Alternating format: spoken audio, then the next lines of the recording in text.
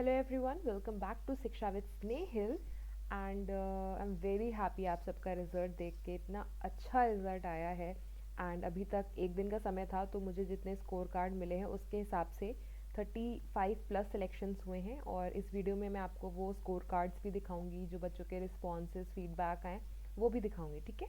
लेकिन उससे ज़्यादा इंपॉर्टेंट है ये डिस्कस करना कि कट ऑफ क्या रही है। उसको थोड़ा एनालाइज करेंगे कि कट ऑफ कम हुई, ज़्यादा हुई, क्योंकि आपका जो फ्यूचर अटेम्प्ट होने वाला है ना जून में 2024, उसमें ये आपको कट ऑफ आज वाली एनालिसिस बहुत हेल्प करेगी, ठीक है।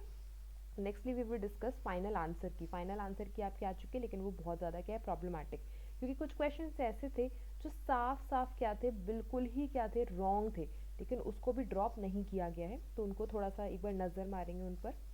And lastly we will discuss what's next. अब क्या, क्योंकि बहुत सारे होंगे जिनके दोनों क्लियर हो गए होंगे, नेट एंड जेआरएफ। कुछ बच्चे होंगे जिनका नेट तो क्लियर है लेकिन जेआरएफ क्लियर नहीं है। कुछ होंगे जिनका दोनों क्लियर नहीं है, तो क्या करें क्या नहीं करें, एंड काफ़ी डिमोटिवेट भी होंगे। एंड टू बी ऑनेस्ट, मेरे लिए तो बहुत ही मिक्स्ड फीलिंग है। मैं खुश भी हूँ क्योंकि बहुत सारे स्टूडेंट्स का सिलेक्शन हुआ है, एंड थोड़ा दुखी भी हूँ क्योंकि कुछ स्टूडेंट ऐसे थे ना जिन्होंने ना बहुत ज़्यादा हार्ड वर्क किया था। मतलब मैंने उनका हार्ड वर्क देखा है, बहुत रेगुलर कंसिस्टेंट थे, लेकिन स्टिल उनका सिलेक्शन नहीं हुआ है। कुछ का तो कुछ मार्क्स से जेआरएफ रह गया, सो उनके लिए मुझे बुरा लग रहा है। बाकी आई एम हैप्पी जिनका सिलेक्शन हुआ, आई am very proud of you all. मतलब लिटरली शाबाश, ठीक है। तो चलो जल्दी से कट ऑफ से स्टार्ट करते हैं, कट ऑफ एनालिसिस से। कट ऑफ ये जो पीडीएफ है ये तो मैंने अपलोड कर दी है, जो टेलीग्राम चैनल है, आप सर्च कर सकते हो शिक्षा विद स्नेहिल अगर आप न्यू हो तो। ये देखिए, अगर आप एजुकेशन का कट ऑफ देखो तो अनरिजर्व कैटेगरी का कितना गया है आप यहाँ देख सकते हैं, ठीक है। 184 मार्क्स है ये, मतलब आउट ऑफ 300, ठीक है। तो ये ऐसे समझने में काफ़ी टाइम लगेगा, तो ये पीडीएफ तो मैं आपको प्रोवाइड कर दूंगी, अगर जिसको चाहिए। अदर सब्जेक्ट्स का भी है, देख सकते हो, ठीक है। कट ऑफ यहाँ पे गिवन है ना, यहाँ पे लिखा है कितने कैंडिडेट हैं जो सिलेक्ट हो गए हैं, किसके लिए, असिस्टेंट प्रोफेसर के लिए। Similarly both net and JRF के लिए कितने लोग सेलेक्ट हो गए, तो आपको दिखा है 66 लोग सेलेक्ट हो गए, और उनका कट ऑफ किया था 198। और ये क्या है, कैटेगरी के ओबीसी। तो ये थोड़ा कंफ्यूजिंग है, मैंने आपके लिए प्रॉपर टेबल बना दिया है, आप उससे समझ सकते हो। बट ये पीडीएफ आपको मिल जाएगी टेलीग्राम चैनल पर, वहाँ पे आप जाकर डाउनलोड कर सकते हो। बाकी सब्जेक्ट सबका गिवन है, ठीक है। तो चलिए अपनी मेन वीडियो पे आते हैं। ये रहा हमारा मेन वीडियो, जो बेसिकली है एजुकेशन के कट ऑफ के बारे में। चलिए खोलते हैं इसे, थोड़ा सा समझते हैं, ठीक है। सो ये पुराना डेटा भी है जिससे आप कंपेयर कर सकते हो। आपका जब भी रिजल्ट आता है 3 फॉर्म में आता है, कभी मार्क्स के फॉर्म में दे देते हैं कि कट ऑफ ये रहा है, लाइक इतने मार्क्स से आउट ऑफ 300। कभी कभार क्वेश्चन के फॉर्म में होता है कि इतने क्वेश्चन ठीक है आउट ऑफ 150।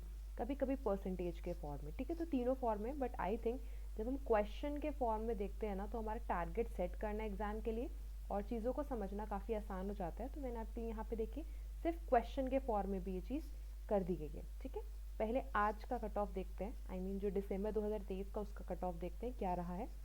जो यू आर अनरिजर्व कैटेगरी है, तो उसमें आप देख सकते हो आउट ऑफ 150 क्वेश्चन बात कर रहे हैं हम, ठीक है। तो 92 क्वेश्चन ठीक हैं फॉर नेट एंड होने चाहिए, एंड जेआरएफ के लिए आपके ठीक होने चाहिए कितने, 104। एंड अगर ओबीसी का देखिए तो 84 questions and 99 for JRF. EWS के लिए, नेट के लिए 84 क्वेश्चंस एंड जेआरएफ के लिए 99 क्वेश्चंस। एससी के लिए 78 क्वेश्चंस एंड जेआरएफ के लिए 93 क्वेश्चंस। अगर एसटी कैटेगरी की बात करें तो 78 क्वेश्चंस ठीक होने चाहिए नेट के लिए, आउट ऑफ 150 है, ठीक है, सारे के लिए। और जेआरएफ के लिए 91 क्वेश्चंस। पीडब्ल्यूडी की ना बहुत बड़ी रेंज होती है, तो मैंने इसको यहाँ नहीं लिखा है, उसको आप उस पीडीएफ से देख सकते हो अपनी कैटेगरी के अकॉर्डिंग। तो अगर आप इसको देख रहे हो तो आपको लग नहीं रहा कि कुछ देखा देखे फिगर्स हैं, बहुत ज़्यादा ही किससे मैच कर रहा है। आपका जो दिसंबर 2021 एंड जून 2022 में मर्ज्ड साइकिल हुई थी, ठीक है, वो आज तक का हाईएस्ट कट ऑफ था। अगर आपको याद हो, ये मैंने आपको बहुत बार ये प्रोवाइड किया ये टेबल, ताकि आप अपना टारगेट सेट करो, आपको अंदाज़ा हो कितना कट ऑफ जाता है ना। तो देखिए इसमें अगर आप देखो, मैं हमेशा कहती थी कि ये जो साइकिल है, ये वो साइकिल है जिसमें आज तक का सबसे हाईएस्ट कट ऑफ गया है। और और अगर आप इस बार का देखो तो बहुत ज़्यादा इससे क्या कर रहा है, ये मेल खा रहा है, बहुत मैच कर रहा है। थोड़े थोड़े से आप देख सकते हो डेविएशन है, अदरवाइज काफ़ी मैच कर रहा है। जैसे यूआर का स्टार्ट करते हैं। यूआर का देखिए इस बार नेट के लिए 92 है, लास्ट टाइम अगर इससे कंपेयर करें 95, तो ये थोड़ा डेविएट किया। लेकिन जेआरएफ के लिए देखिए 104, और पहले भी जेआरएफ के लिए कितना गया था, 105, ठीक है। ओबीसी का देखते हैं। ओबीसी का देखिए, इस बार अगर नेट निकालना है ओबीसी कैंडिडेट को तो 84 है और उस बार क्या था 86। तो आप देखिए कितना ज़्यादा है, जबकि आप बाकी सेशन से कंपेयर करो तो कितना कम है। देखिए यहाँ पे सिर्फ 79 लाने थे, इस वाले में देखिए सिर्फ 78 लाने थे। तो आज तक का जो हाईएस्ट कट ऑफ इस साइकिल में गया था ना, बिल्कुल उससे मिलता जुलता इस बार भी कट ऑफ गया है। तो सारी कैटेगरीज का लगभग यही हाल है। आप देखिए सब मिलते जुलते, ये 84 है तो ये 86 हो गया, ये 78 है तो 80 हो गया, बहुत मिलता जुलता हाल है। ठीक है। और जब हम एक प्रिडिक्शन करते हैं ना कि कितना कट ऑफ जाएगा कितना नहीं जाएगा, तो आपने जो मुझे फीडबैक दिया था कि मैम पेपर बहुत अच्छा गया, मतलब एकदम लाइन लगा दी थी मैसेज की कि पेपर मैम बहुत ही ज़्यादा हमारा अच्छा गया है, उसके बेसिस पे मैंने आपको बोला था कि आई थिंक कट ऑफ बहुत ज़्यादा नियर होने वाली है दिसंबर 2021 और जून 2022 वाले के। एंड ऐसा मैंने इसीलिए बोला था क्योंकि सब कह रहे थे मैम पेपर 2 बहुत अच्छा गया, बहुत अच्छा गया। सबका अच्छा गया तो ऑब्वियसली कट ऑफ बढ़ेगी। लेकिन पेपर 1 क्या था, टफ था। तो इसलिए मुझे लगा था कि इसको क्रॉस नहीं करेगी, इसके आसपास रहेगी, इसको क्रॉस नहीं करेगी।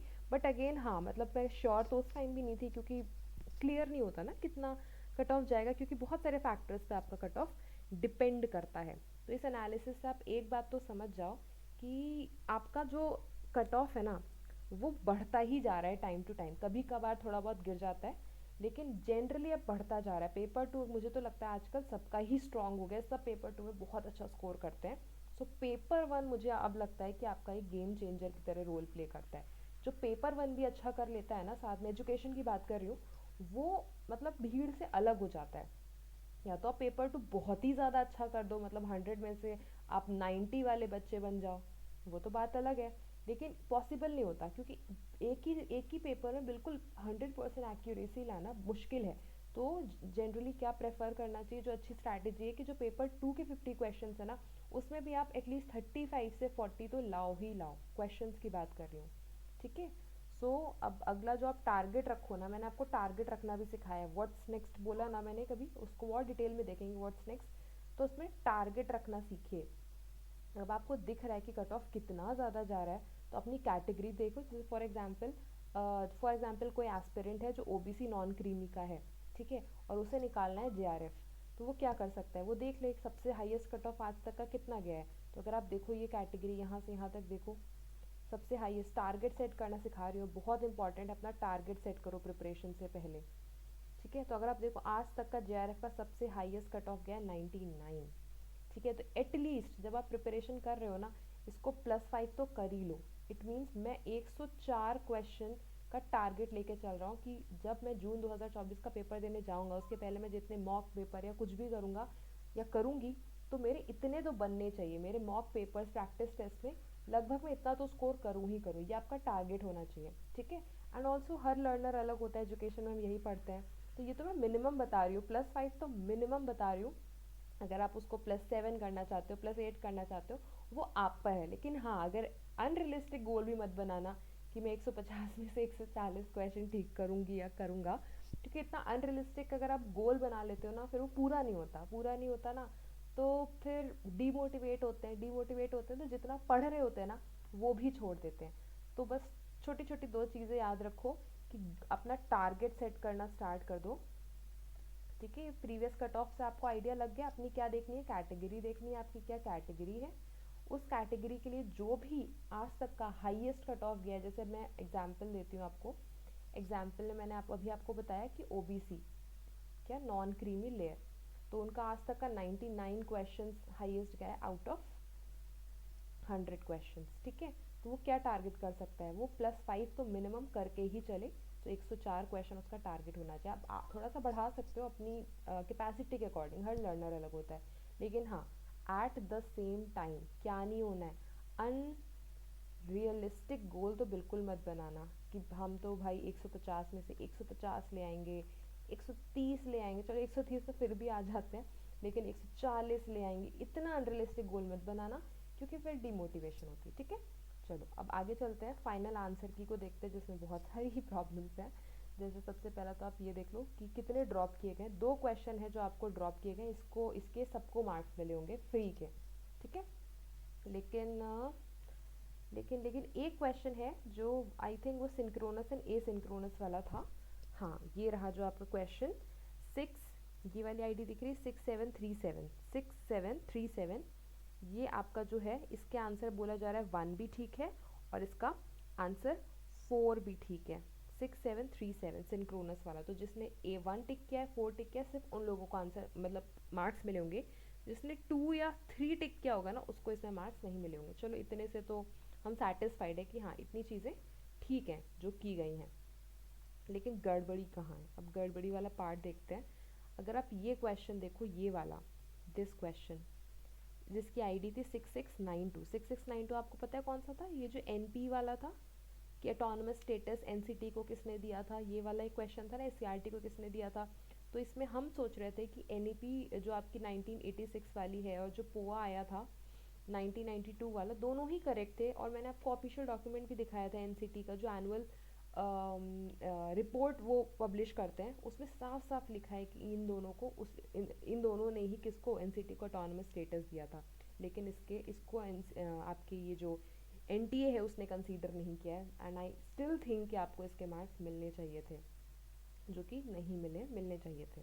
अगला क्वेश्चन जहाँ पे आंसर की में प्रॉब्लम है वो आपका है 6702 वही था जो एक्सपेरिमेंटल वाला था, वेरिएबल्स वाला था, इसमें मिलने चाहिए था। आई डोंट नो कि क्यों नहीं दिया गया है, यानी कि एक्सप्लेनेशन तो कुछ देना चाहिए कि क्यों नहीं दे रहे हैं। नेक्स्ट देखते हैं, ये प्रॉब्लमैटिक है आपका 6736 में क्या है, एलएमएस वाला। आपने इन जो भी ऑप्शंस दिए थे ना कि कौन कौन से एलएमएस के एग्जांपल्स हैं, मूडल गिवन था, ठीक है, स्कूलॉजी था, बहुत सारे थे, कैनवास था, राइट। उनकी जो ऑफिशियल वेबसाइट है वहाँ पे साफ साफ लिखा है कि वो सारे एलएमएस थे, सारे, है ना। तो आप देखिए इसको भी ड्रॉप करना चाहिए था, लेकिन स्टिल एनटीए ने इसको भी कंसीडर नहीं किया है, तो ये भी काफ़ी प्रॉब्लमैटिक चीज़ लगी मुझे। आगे देखते हैं, नेक्स्ट जो प्रॉब्लमैटिक चीज़ है वो आपकी क्वेश्चन आईडी है 6740, ये प्लानिंग टेक्निक्स वाला है, क्योंकि प्लानिंग टेक्निक्स, सो इसमें भी प्रॉब्लम थी, लेकिन अगेन उन्होंने कंसीडर नहीं किया है। एक और क्वेश्चन है आई गेस जो प्रॉब्लमैटिक है, and that is 6759, where is it, 6759, हाँ ये रहा, 67 ऊपर है 59 जी, ये देखिए। अच्छा हाँ, ये तो कंसीडर किया है 6759, ये ब्लेक मॉडल था ना आपका, लीडरशिप, ये तो कंसीडर किया है। इसको कंसीडर नहीं किया जो आप नीचे देख रहे हो, दिस वन 6757 आपका एडी मॉडल वाला था, जिसमें उन्होंने एब्रीवेशन ही गलत दिया था। इसके भी आपको मार्क्स नहीं मिले हैं। सो आंसर की मुझे तो बहुत प्रॉब्लमैटिक लगी, क्योंकि जो एविडेंसेस हैं वो ऑफिशियल डॉक्यूमेंट में लिखा है, स्टिल आपको नहीं दिया गया है। सिर्फ 3 क्वेश्चंस हैं जिनका चैलेंज एक्सेप्ट किया गया है, ठीक है। सो अब देखो इन क्वेश्चन से आपको कुछ सीखने को भी मिलता है। अब आपको कन्फ्यूजन तो हो गया होगा कि अब आखिर क्या ठीक है। एनटीए तो कह रहा है इस क्वेश्चन के लिए कि नहीं, सिर्फ ये जो दोनों एनपीई 1986 और पीओए 1992 दोनों ने रिकमेंड नहीं किया है। अब आप क्या समझो, किया है कि नहीं किया है? ऑफिशियल डॉक्यूमेंट कह रहा है किया है, एनटीए कह रहा है नहीं किया है। सो इन क्वेश्चंस को हम और अच्छे से डिटेल में करेंगे कि बिल्कुल एक्यूरेट आंसर क्या होना चाहिए, ठीक है। चलो आगे चलते हैं। आई होप ये पार्ट भी आपको क्लियर हो गया होगा। तो चीज़ें हमने कर ली, कट ऑफ एनालिसिस कर ली, मैंने आपको बताया कैसे अपना टारगेट सेट करो, वो इंपॉर्टेंट है। जो हो गया सो हो गया, जिनका नहीं हुआ है अब टारगेट सेट करो, लग जाओ। फाइनल आंसर की में जो प्रॉब्लम्स थी वो भी बता दी। अब जल्दी से सबसे फन पार्ट पे आते हैं, which is your selection, and I am very happy to share all these selections. देखिए ये सिलेक्शंस हैं 35 प्लस अभी तक आए, एक दिन का डेटा है ये। इतने सारे लोगों की, ये वो लोगों की फ़ोटोज़ हैं जिन्होंने अपने स्कोर कार्ड मेरे संग शेयर किए थे, सो उनकी फ़ोटोज़ हैं। So first of all many many congratulations to all of you, and I am very proud of you all, seriously, ठीक है। तो चलिए थोड़ा सा देख लेते हैं, शायद जिनका नहीं हुआ है उनको थोड़ी मोटिवेशन मिलेगी। सो बस पर्पज़ ये है इसका। तो जिनका नेट जेआरएफ दोनों हुआ है उनके आप नाम देख सकते हो। सबसे पहले हैं भाग्यश्री नाथ, इनका हो गया है, वो दोनों ही हुआ है, नेट भी हुआ है, जेआरएफ भी हुआ है, और उन्होंने मुझे फीडबैक भी दिया था। मैं सबको रीड नहीं करूँगी, अदरवाइज़ बहुत लंबा वीडियो हो जाएगा। आप रीड करना चाहते हो तो आप पॉज कर सकते हो, ठीक है। चलिए, और ये है नेक्स्ट जिनका जेआरएफ हुआ है, वो मुस्कान कश्यप।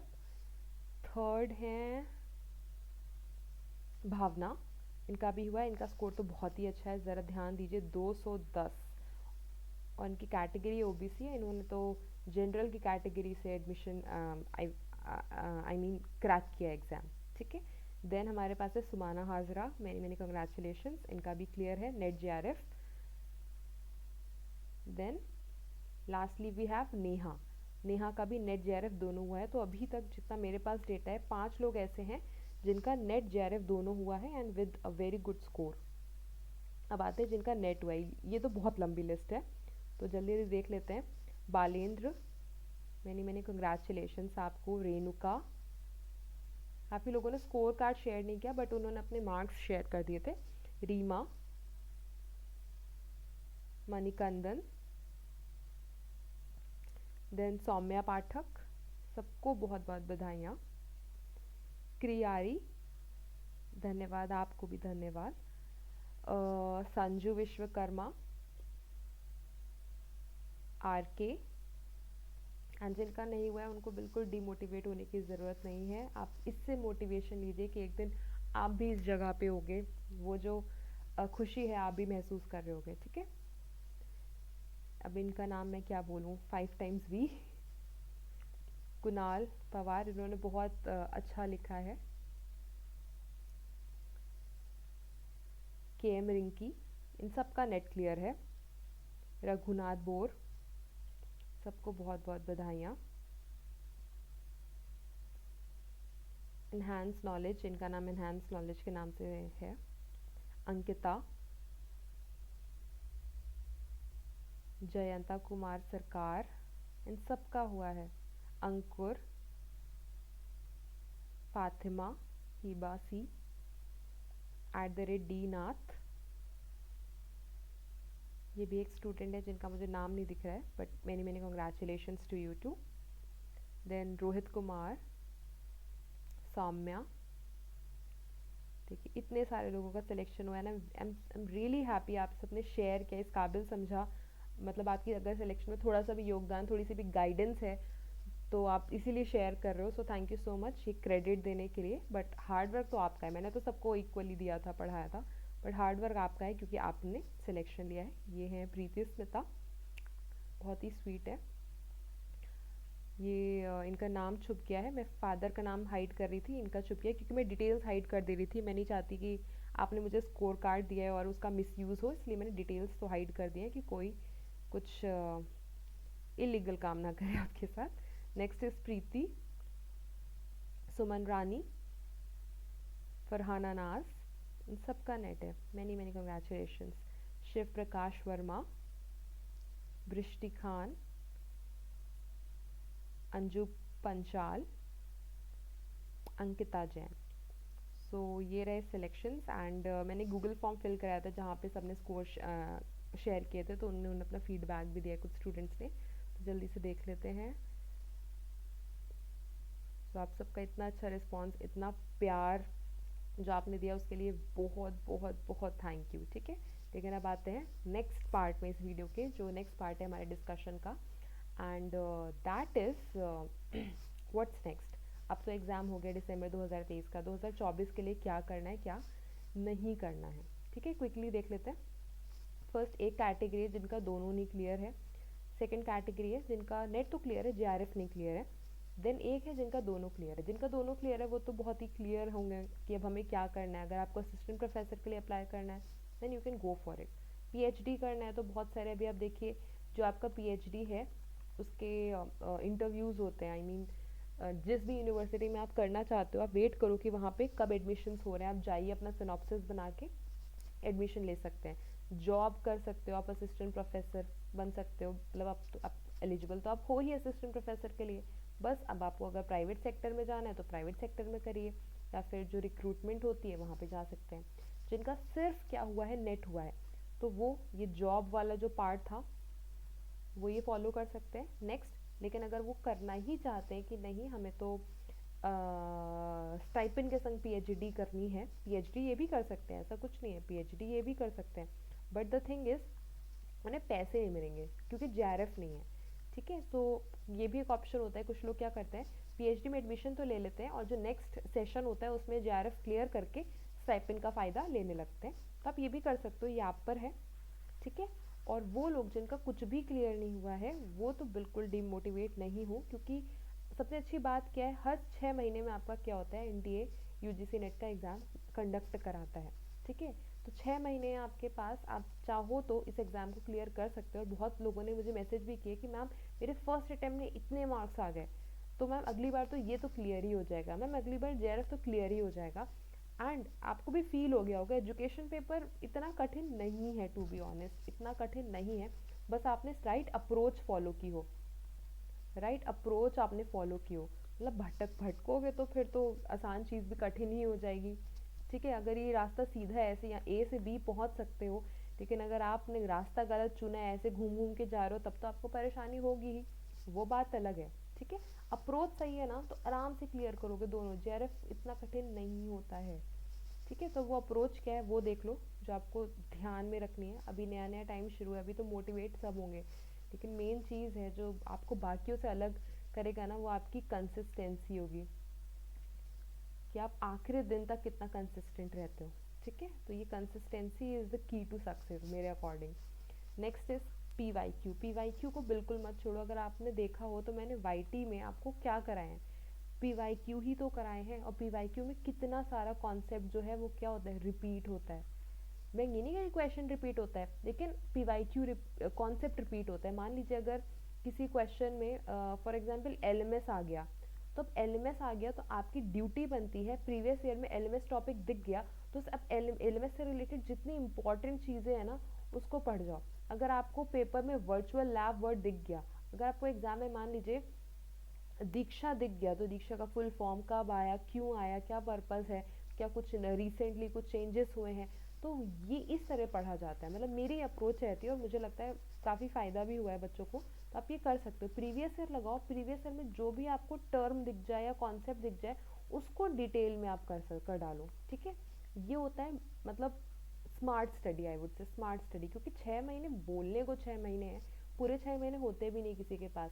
आप में से कोई होगा जो कॉलेज जाता होगा, कोई होगा हाउस वाइफ होगी, तो घर में इतने काम होते हैं। और ऐसा तो है नहीं कि सिर्फ पढ़ना है, हमारी पर्सनल लाइफ भी होती है, बहुत सारी चीज़ें होती हैं, राइट। आप कॉलेज में हो तो वहाँ पे कितने एग्जाम्स चलते रहते हैं, कभी असाइनमेंट दे रहे हो, तो बोलने को है आपके पास 6 महीने। 6 महीने सच में नहीं है, सच में मान के चलो आपके पास 3 से 4 महीने ही होते हैं सिर्फ। उसमें भी इतना डेडिकेटेड तो कोई नहीं होता कि पूरे 24 घंटे पर पढ़ ले हर दिन के, नहीं ना। तो टाइम देखने में लग रहा है कि अरे हमारे पास तो बहुत है, लेकिन टाइम बहुत नहीं है। तो पहली अप्रोच ना अपनी स्मार्ट वाली रखो, कि पहले मैं प्रीवियस ईयर क्वेश्चंस लगाऊंगी या लगाऊंगा, उसमें जो जो टर्म्स मुझे दिखे उनको तो मैं बिल्कुल फिंगर टिप्स में लर्न कर लूँगी या कर लूँगा या समझ लूँगा, ठीक है। फिर याद तो कर लिया, समझ तो लिया, लेकिन आपको एग्ज़ाम डेट तक वो चीज़ तब कैसे याद रहेगी, उसके लिए आपको बनाने शॉर्ट नोट्स। देखो मैं तो आपको पीडीएफ दूंगी जो जो पढ़ाऊंगी, जो जो आपको अपलोड करूंगी, लेकिन वो आपके काम नहीं आएगा एग्ज़ाम में, क्योंकि वो इतना सारा डिटेल में कंटेंट होता है। आपके एग्जाम में काम आएंगे क्या, आपके शॉर्ट नोट्स। मान लीजिए मैं आपको एक पीडीएफ देती हूँ, तो आप बस इतना किया करो, उस पीडीएफ को देखा करो। ऐसा तो है नहीं कि कुछ भी नहीं आता होगा आपको उसमें से, राइट। तो उस पीडीएफ में से आप शॉर्ट शॉर्ट अपने पॉइंट्स बनाओ, और एक दिन में उस पूरी पीडीएफ को आप इतना समराइज कर दो, इतने छोटे में लिख दो कि वो 2 पेज में समा जाए, क्योंकि एग्जाम के टाइम इनको रिवाइज करना ईजी है, ठीक है। मान लो आपको ये वाला पॉइंट भूल गए, बिल्कुल समझ नहीं आ रहा क्या लिखा था, क्यों लिखा था, तब तो आपके पास ये पीडीएफ है, जाकर देख सकते हो, है ना। लेकिन ये शॉर्ट नोट्स बनाना आपके लिए बहुत ज़्यादा इंपॉर्टेंट है। मैं भी चाहूँ तो इतने छोटे छोटे शॉर्ट नोट्स दे दूँ, लेकिन फिर आपको समझ नहीं आएगा। मैं आपको डिटेल वाले इसलिए देती हूँ क्योंकि आप वीडियो देखते हो, वीडियो को पॉज पॉज करके आपको नोट्स बनाने में बहुत प्रॉब्लम होती है, इसीलिए वो मेहनत मैं कर देती हूँ। मतलब लिटरली आपको कोई क्वेश्चन कराती हूँ तो पूरा डिटेल में चीज़ें लिख कर दे देती हूँ, कि आपको अलग से कुछ भी उठ के इधर उधर ना करना पड़े। बस इसको देख के आप अपने क्या बना दो, शॉर्ट नोट्स बना दो। मतलब छोटी छोटी चीज़ें हैं, मतलब आपको भी पता है, लेकिन थोड़ा सा ना मतलब कॉन्शियसली सोचिए इन सब चीज़ों के बारे में कि हाँ ये यही करना है हमें, ठीक है। तो पीवाईक्यू ज़रूर लगाना है, शॉर्ट नोट्स बनाने, उसके बिना तो एंड में बस ग्रंथ इकट्ठा हो जाएंगे आपके पास। देन पेपर 1 सब कहते हैं, मैं अकेले नहीं कह रही, पेपर 1 को इग्नोर मत किया करो। एजुकेशन में तो खास कर पेपर 2 जो है आपका एजुकेशन बहुत टफ नहीं है, ठीक है। तो जनरली लोग इसमें अच्छा कर जाते हैं। अगर आप बहुत ज़्यादा अच्छे हो तो वो बात अलग है, आप 80-90 क्वेश्चन ठीक कर ले जा रहे हो, तब तो बहुत एक्स्ट्रा ऑर्डिनरी करो, वेरी नाइस। लेकिन अगर आपकी यही रेंज रहती है 60 to 80 वाली, तो आपके लिए क्या इंपॉर्टेंट है कि पेपर वन को भी अच्छा करो। ज़रूरी नहीं है ना कि हमेशा पेपर टू ईजी आ जाए, अभी तक ईजी आ रहा है, हो सकता है कभी टफ आ जाए, तो पेपर वन को भी स्ट्रॉन्ग करके जाओ। और जनरली लोग पेपर वन बहुत ज़्यादा इग्नोर कर देते हैं और अच्छा नहीं करते हैं, ठीक है, ये बार बार बोलती हूँ, तो प्लीज़ पेपर वन को ध्यान दो, ठीक है। पेपर वन के लिए भी मैं आपके लिए एक छोटा सा वीडियो बना दूंगी कि पेपर वन को कैसे पढ़ो, ठीक है। आपको पेपर वन में 50 और 50 तो नहीं लाने हैं ना, तो जो कठिन है वो पार्ट छोड़ सकते हो। तो इसके लिए मैं आपको पक्का एक वीडियो दूंगी जिसमें मैं आपको बहुत अच्छे से बताऊंगी कि इसको कैसे करना है कैसे नहीं करना है, ठीक है। देन सोर्सेज आप पूछते हो मैम कहाँ से पढ़े कहाँ से नहीं पढ़े, तो आपने प्रीवियस ईयर अगर ये लगाए थे मेरे साथ, तो आपने एक पैटर्न तो देखा है। इग्नू की ना लाइन्स उठ के आती हैं, डायरेक्ट लाइन्स। लेकिन प्रॉब्लम क्या है, इग्नू में मटेरियल भी बहुत ज़्यादा है। उनके पास एमएड का मटेरियल पड़ा है, एमए एजुकेशन का मटेरियल पड़ा है। अगर आप देखो एजुकेशन क्या एक इंटर डिसिप्लिन है ना, एजुकेशन क्या है, education is a inter discipline. इसका मतलब क्या होता है, इसका मतलब होता है कि इसका खुद का कुछ ज्ञान नहीं है, ये दूसरों का नॉलेज क्या करता है, बोरो करता है। जैसे कि सोशियोलॉजी है तो उससे उसकी थ्योरीज लेके हम एजुकेशन में अप्लाई कर देते हैं। फिलॉसफी है तो फिलॉसफी की जो थ्योरीज या कॉन्सेप्ट है उसको हम एजुकेशन में अप्लाई कर देते हैं। साइकोलॉजी है फॉर एग्जांपल, उसके भी नॉलेज हम अप्लाई कर देते हैं। देखिए हम पियाजे वगैरह यूज़ करते हैं ना एजुकेशन में, पियाजे को एजुकेशनलिस्ट नहीं थे प्राइमरीली, वो क्या थे, वो एक साइकोलॉजिस्ट थे, उनकी थ्योरी को हम एजुकेशन में अप्लाई करें। सोशियोलॉजी में मार्क्स की थ्योरीज हैं, कितनी सारी थ्योरीज है, सब अप्लाई करें, तो इंटर डिसिप्लिन है। तो इसका मतलब आप समझे मैंने क्यों बताया इतना सब कुछ, इसलिए बताया क्योंकि अब आपके इग्नू का ये जो मटेरियल सोशियोलॉजी वाला होगा ना, उससे भी आपके क्वेश्चन बनते हैं। अब सोशियोलॉजी में बीए लेवल का भी है, एमए लेवल का भी है। वैसे आप साइकोलॉजी का देख लो, बीए लेवल का भी है, एमए लेवल का भी है। और क्या रह गया आपका, फिलॉसफी ले लो, उसमें भी बीए एमए लेवल का है। तो इग्नू का मटेरियल भी लाइन से क्वेश्चन उठ के आता है, लेकिन प्रॉब्लम वही है ना, इतना मटेरियल 6 महीने में तो पॉसिबल नहीं है, ठीक है। तो इसीलिए मैं कहती हूँ प्लीज़ पीवाईक्यू लगाओ। और जब पीवाईक्यू लगाते हो ना, तो जैसे मान लो आपको एक टर्म दिख गया, कोई टर्म दिख गया, जैसे मान लेते हैं मॉडल दिख गया ब्लेक वाला, ठीक है, ब्लेक वाला मॉडल है लीडरशिप का, देख लिया, तो आप ये तो कर सकते हो ना, ब्लेक इंटरनेट पे टाइप करो और साथ में लिख दो इग्नू पीडीएफ। बहुत स्मार्ट चीज़ बता रही हूँ, मैं भी आपके नोट्स ऐसे ही बनाती हूँ, ठीक है। अब आपने ये देख लिया, आप इग्नू से रिलेटेड जितनी पीडीएफ आपकी स्क्रीन पे आ जाए ना, तो उन पीडीएफ्स को पढ़ो। मतलब टाइम लगता है, वो मैं करती हूँ आपके लिए। अगर आपके पास टाइम है तो आप ये कर सकते हो, उन जैसे मान लीजिए आपके सामने 3 पीडीएफ आ गई इग्नू के जिसमें ब्लेक के बारे में दिया गया है, तो उसको रीड कर डालो क्या है, उससे जो इंपॉर्टेंट पॉइंट्स है उनको निकाल लो। तो अब अगर इग्नू की लाइन से क्वेश्चन आता है तो आपने पढ़ लिए इतने, ठीक है, तो ऐसे पढ़ सकते हो। अगर पूरा सोचो कि बीए एजुकेशन का पूरा मटेरियल लगा के पूरा शुरू से पढ़ेंगे, वो पॉसिबल नहीं है। इग्नू का पढ़ो अच्छी बात है, लेकिन वो उसमें भी थोड़ा सी स्मार्टनेस दिखा के पढ़ो, ठीक है। टॉपिक का नाम डालो, इग्नू लिखो और पीडीएफ डाल दो, देख लो। लेकिन ये कब करना है, जब आप ये वाला पार्ट कर चुके हो तब।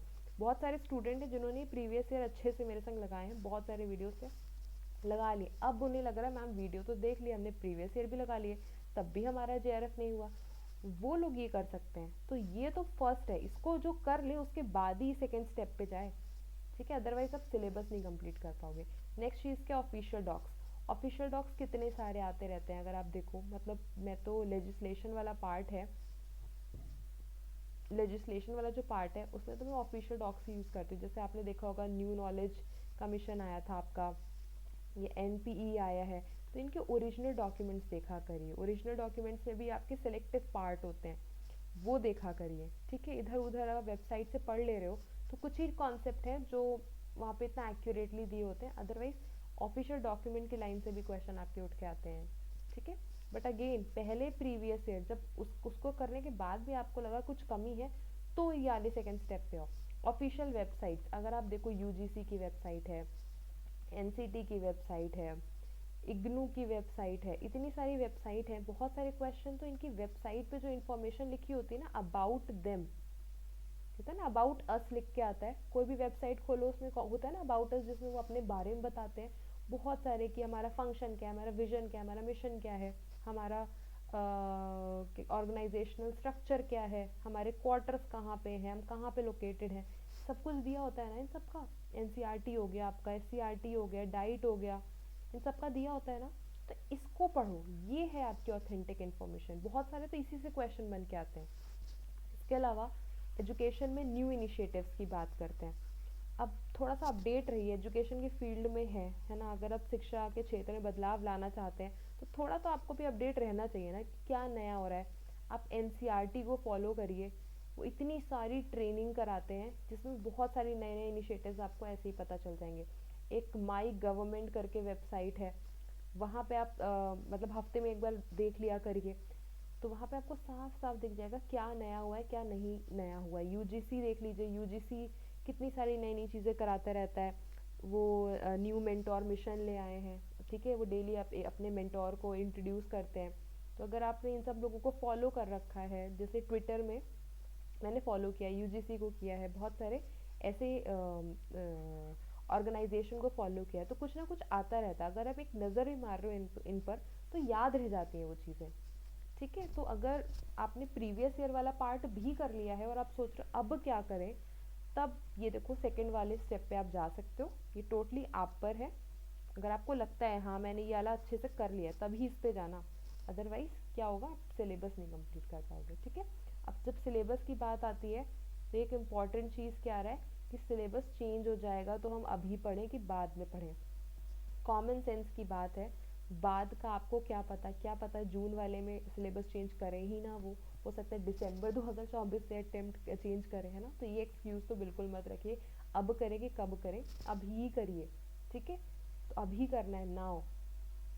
सेकेंड चीज़ क्या है, सिलेबस ऐसा तो नहीं है ना कि पूरा चेंज हो जाएगा। हमारा एजुकेशन सिस्टम 100% तो नहीं चेंज हुआ ना। एनईपी के आने के बाद आई नो बहुत सारे बदलाव आए हैं, लेकिन ऐसा तो नहीं है कि थ्योरी बदल जाएंगी। साइकोलॉजी की जो थ्योरी है, पियाजे बदल जाएगा, कुछ नहीं बदलेगा। फिलॉसफी में अब प्रैग्मेटिज्म पहले भी था, अभी भी रहेगा, है कि नहीं। खुद ही सोचिए, इंक्लूसिव एजुकेशन जो पहले थी अभी भी रहेगी, हो सकता है उसमें चीज़ें ऐड ऑन हो जाए। जैसे इंक्लूसिव एजुकेशन आप पढ़ते थे, वो अभी भी पढ़ोगे। हो सकता है नई चीज़ क्या आ जाएगी कि इंक्लूसिव एजुकेशन के लिए एनसीईआरटी ने एक ऐप बनाया है, प्रशस्त। उसका काम है कि स्कूल में क्या करेंगे, जो चिल्ड्रन विद डिसेबिलिटी है उनको हम स्क्रीन करेंगे, उनके बारे में पता लगाएंगे। तो ये प्रशस्त ऐप है, तो हो सकता है ये ऐड कर दें। कुछ हटेगा नहीं, मुझे नहीं लगता, बहुत ही रेयरली ये चीज़ें हटेंगी, बस चीज़ें ऐड होंगी मुझे लगता है मेनली। ठीक है, तो मेनली आप समझ लो सेम ही रहने वाला है, लाइक 70% तक, 70 to 80 मुझे तो लग रहा है सेम ही रहने वाला है। ठीक है, और बहुत ही कम चीज़ें चेंज होंगी। जैसे अभी इंडियन नॉलेज सिस्टम की बात है, एनईपी 2020 में वो आ जाएगा, एनपीएसटी है वो आ जाएगा। और अगर आप ध्यान दो, एनईपी 2020 ये सब चीज़ें तो आप पढ़ ही रहे थे, कितने सारे सेशन से ये सब की तैयारी करके आ रहे हो आप, है ना। बस अंतर ये था कि वो ये सारी चीज़ें रिटन फॉर्म में आपके सिलेबस में नहीं लिखी थी। पढ़ तो आप पहले भी रहे थे, बट लिखी नहीं थी। अब बस अंतर क्या होगा, वो लिखी होंगी। ठीक है, तो तैयारी तो देखो अभी से ही करनी है। ये एक्सक्यूज़ मत दो कि अभी करें या बाद में करें। और देखो, अगर आप किसी की गाइडेंस ले रहे हो या कुछ भी ले रहे हो वो तो ठीक है, लेकिन आपको ना अपनी सेल्फ स्टडी भी करनी है। प्लान्स आपको अपने बनाने, आप किसी की ये मत सोचिए कि उंगली थाम के वो पूरा आपको नदी पार करा देगा, ऐसा पॉसिबल नहीं है। प्लान्स आपको अपने बनाने हैं।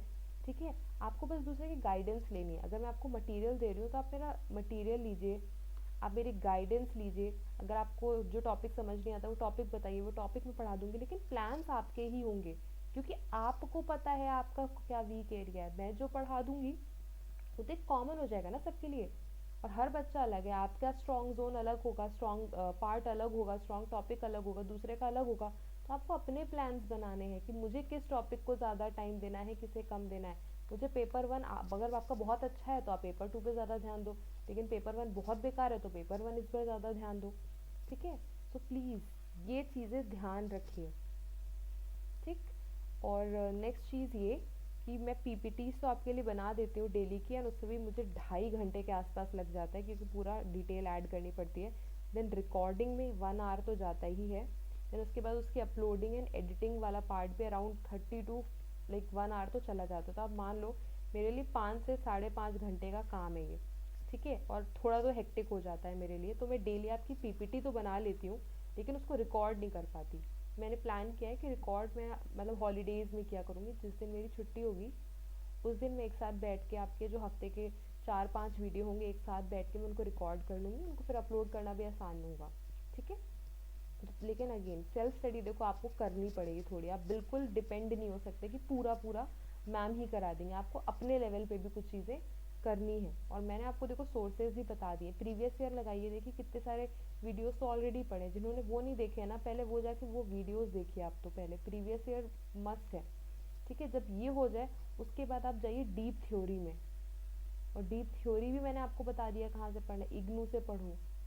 और एक और वेबसाइट है ईपीजी पाठशाला, ये गवर्नमेंट की वेबसाइट्स है सारी, ऑफिशियल डॉक्यूमेंट्स जो होते हैं उनसे पढ़िए। जैसे मान लीजिए वर्चुअल लैब पढ़ना है तो वर्चुअल लैब की वेबसाइट पे जाके देख लो, उससे ज़्यादा ऑथेंटिक कहाँ उसके बारे में लिखा होगा। गवर्नमेंट अपनी अपनी रिपोर्ट्स पब्लिश करती है कि हमने क्या नए काम किए हैं, तो वो पढ़िए, ये सब चीज़ें आपको पढ़नी। लेकिन अगेन पहले प्रीवियस ईयर क्या बोलूँ मैं, उससे ज़्यादा इम्पोर्टेंट कुछ नहीं है किसी भी कॉम्पिटिटिव एग्ज़ाम के लिए। ठीक है, सो आई होप आपके लिए वीडियो इन्फॉर्मेटिव रहा होगा, एंड इसको एंड करते हैं। जैसे अब मैं आपका आज एक लेक्चर रिकॉर्ड करूँगी प्रीवियस ईयर क्वेश्चन का, जो अभी रिसेंटली एग्ज़ाम हुआ है, उसका पार्ट 3 मुझे रिकॉर्ड करना है। पीपीटी तो रेडी, 3 पार्ट मुझे रिकॉर्ड करना है, तो एंड करते हैं इस वीडियो को। एंड जो आपकी क्वेरीज हो आप कमेंट करना, और अगर आपका भी सिलेक्शन हुआ है एंड मेरा थोड़ा सा भी योगदान है तो प्लीज़ कमेंट करके आप बताना अपने मार्क्स, या फिर आप जो भी लिखना चाहते हो। ठीक है, लाइक कर दो वीडियो को अगर आपको अच्छा लगा है, एंड सब्सक्राइब तो ज़रूर कर दो अगर न्यू हो तो, क्योंकि भूल जाते हो आई नो। एंड हाँ, ये टेलीग्राम चैनल है, जितनी भी पीपीटीज या जो भी होता है, इवन जैसे ये जो पीडीएफ है या कोई पीडीएफ होती है, यहाँ पे सब कुछ अपलोड कर देती हूँ मैं।